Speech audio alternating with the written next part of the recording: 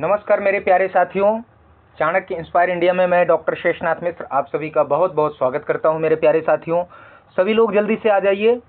आज यह महत्वपूर्ण विषय आपके सामने मैं चर्चा करने जा रहा हूं। प्यारे साथियों, आपका नया batch NTA UGC net JRF और यूपीएससी संस्कृत ऑप्शनल का 31 जुलाई 2025 रात में प्रारंभ हो रहा है। तो आप लोग जो रजिस्ट्रेशन ना किए हों, टेलीग्राम चैनल पर जाकर लिंक ले सकते हैं या हमारे वीडियो के डिस्क्रिप्शन में आपको लिंक मिल जाएगा। आप लोग रजिस्टर्ड कर लीजिए, हमें मेल करिए, कॉल करिए।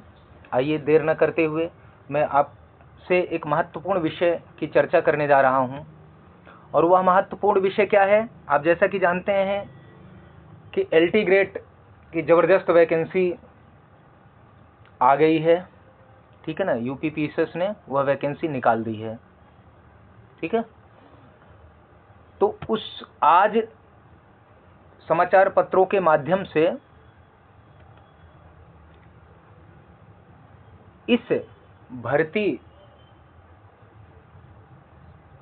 में जिन विषयों का विवरण दिया गया है, आज उन विषयों का विषयवार रिक्त पदों का ब्यौरा, एलटी ग्रेड की जो वैकेंसी निकली है उसमें विषयवार रिक्त पदों का ब्यौरा मैं आपके साथ जो है यहाँ पर साझा करने वाला हूँ, ठीक है।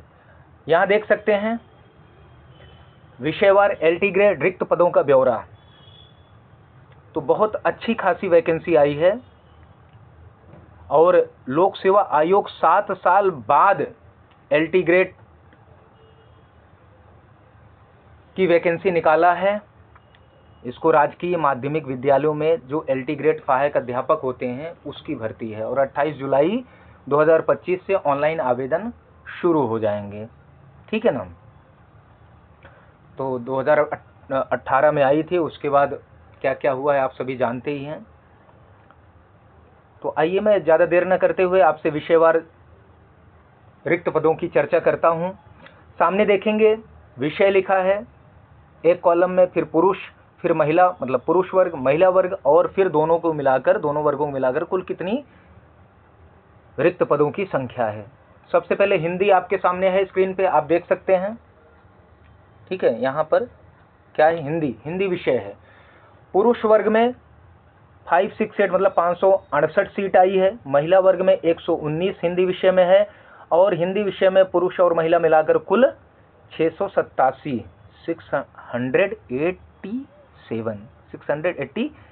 जो है पद यहाँ पर आपके सामने हैं। मतलब इतने पद जो है रिक्त हैं हिंदी विषय से, मतलब हिंदी के लिए इतनी वैकेंसी आई है, इतने पद आए हैं, ठीक है ना। इस वैकेंसी में इतने पद आए हैं। और फिर अंग्रेजी देखेंगे, अंग्रेजी में 540 पुरुष वर्ग में 100 मतलब 540 सीट जो है, मतलब जो वैकेंसी आई है हिंदी में, कुल जो पद हैं 687 हैं। और अब अंग्रेजी का देखते हैं तो अंग्रेजी में पुरुष वर्ग में 540 पद हैं, महिला वर्ग में 113 पद हैं और कुल 653 पद हैं। सामाजिक विज्ञान में देखेंगे जिसको एसएसटी कहते हैं आप, 561 पुरुष वर्ग में, 140 महिला वर्ग में और कुल 731 पद हैं। जीव विज्ञान में देखेंगे तो पुरुष वर्ग में 185 पद है, मतलब 185, महिला वर्ग में 29 पद है और कुल पदों की संख्या जो है जीव विज्ञान में 214 है। विज्ञान विषय में देखेंगे तो पुरुष वर्ग में 764 पद हैं, महिला वर्ग में 573 हैं, टोटल 1337 हैं, ठीक है। तो सबसे जो अधिक वैकेंसी जिस विषय में आई है, मतलब सबसे अधिक पद जिस विषय में निकला हुआ है वह है विज्ञान, साइंस में सबसे अधिक इस बार पद हैं, ठीक है। दूसरे नंबर पर आपका जो है वो गणित आ रहा है। तो गणित में देखेंगे पुरुष वर्ग में 556 पद हैं, महिला वर्ग में 537 पद हैं और टोटल 1093 पद हैं। उर्दू विषय में देखेंगे 110 पुरुष वर्ग में है, महिला वर्ग में 18 पद हैं और कुल 120 पद हैं। कंप्यूटर विषय में देखेंगे तो 601 पुरुष वर्ग में पद हैं, महिला वर्ग में 455 पद हैं और कुल पदों की संख्या जो कंप्यूटर विषय में है वह है 1056। तो तीसरे नंबर पर अगर विषयवार पदों की संख्या देखी जाए तो तीसरे नंबर पर जो है कंप्यूटर है, पहले पे विज्ञान है, दूसरे पे गणित, तीसरे पे कंप्यूटर। आइए अगली स्लाइड में चलते हैं। अब इस स्लाइड में देखेंगे तो संस्कृत विषय जो कि अपना विषय है, मतलब जो मैं पढ़ा रहा हूं संस्कृत विषय, जिसकी क्लास नेट जेआरएफ और यूपीएससी संस्कृत ऑप्शनल क्लास जो 31 जुलाई से प्रारंभ होने वाली है, और एलटी का नामांकन मतलब रजिस्ट्रेशन शुरू है, तो आप लोग रजिस्ट्रेशन कर लीजिए, उसके बाद क्लास शुरू करेंगे। ठीक है, तो देखते हैं संस्कृत विषय में पुरुष वर्ग में 90 हैं और महिला वर्ग में 92। देखिए यहाँ पर जो है इक्वलिटी देखिए कैसे है। ठीक है ऐसी समानता अन्य विषयों में आपको ना ही मतलब देखने को नहीं मिलेगी इस बार जो वैकेंसी आई है। ठीक है, तो संस्कृत में पुरुष वर्ग में 90, महिला वर्ग में 92 और टोटल 182 पद हैं।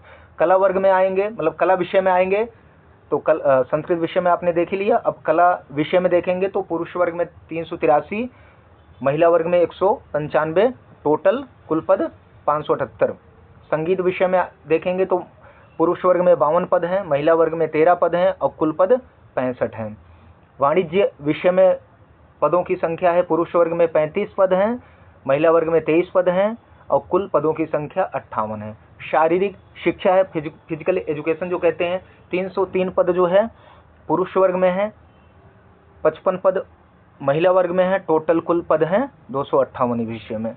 गृह विज्ञान है, होम साइंस जिसको आप लोग कहते हैं, 206 पद है पुरुष वर्ग में, 163 है महिला वर्ग में और कुल पदों की संख्या है इसमें 369 मतलब 369। फिर आएंगे कृषि विषय में तो पुरुष वर्ग में 14 पद हैं, महिला वर्ग में यहाँ एक भी पद इस बार नहीं है और कुल पदों की संख्या 14 है।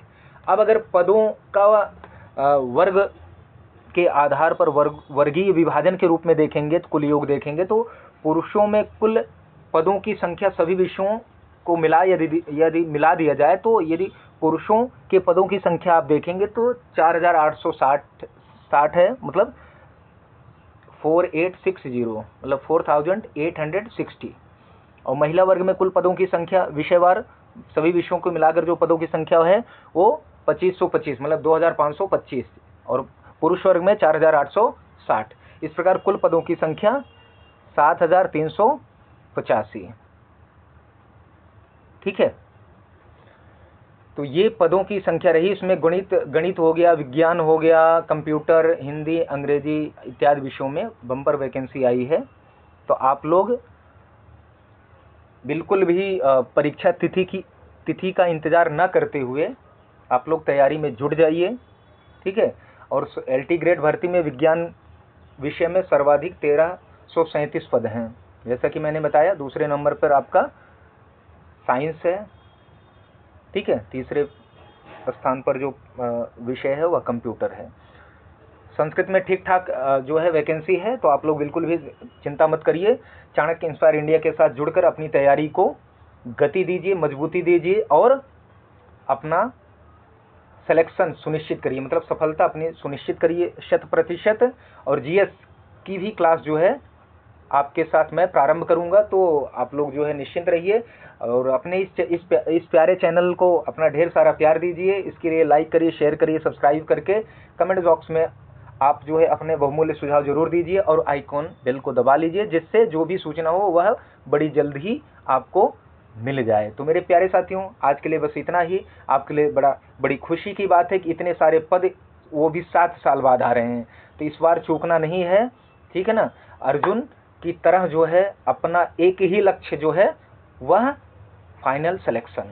अभी जो आप देख रहे हैं कि जो बातें निकल कर आ रही हैं सूत्रों के द्वारा, वह यह है कि यह परीक्षा 2 चरणों में होगी कि एक ही चरणों में, अर्थात जैसे स्क्रीनिंग और मुख्य परीक्षा मतलब इस तरीके से 2 चरण में होगी, या जैसे पिछली बार जो परीक्षा 2018 में हुई थी वैसी होगी, एक बार में ही परीक्षा करवा दी जाए, उसमें ऑब्जेक्टिव फॉर्म में। अब की बार यह भी पता चल रहा है कि भाई जो ऑब्जेक्टिव परीक्षा होगी आपका वो प्रीलिम्स टाइप की परीक्षा होगी और जो मुख्य परीक्षा होगी वह रिटन होगी, मतलब सब्जेक्टिव होगी। तो देखिए अभी जब तक कोई आधिकारिक नोटिस जो है यूपीपीएससी की तरफ से नहीं आता, आयोग की तरफ से, उत्तर प्रदेश लोक सेवा आयोग की तरफ से नहीं आता तब तक मैं कोई कयास नहीं लगाना चाहता। तो ठीक है मित्रों, मिलते हैं जल्दी एक नए वीडियो के साथ, एक नए विषय के साथ। तब तक के लिए आप सभी का धन्यवाद।